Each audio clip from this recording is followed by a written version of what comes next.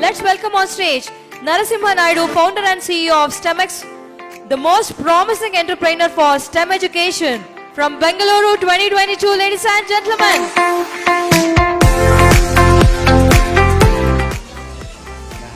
Hi, firstly, this is Narasimha, founder at STEMx.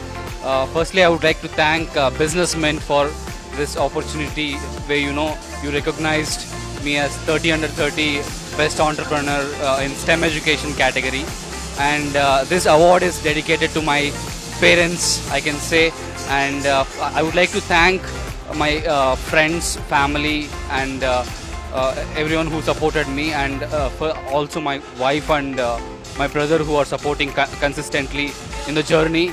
And also I would like to say thanks to all my children, parents and school managements who are continuously supporting us in this journey. Thank you so much.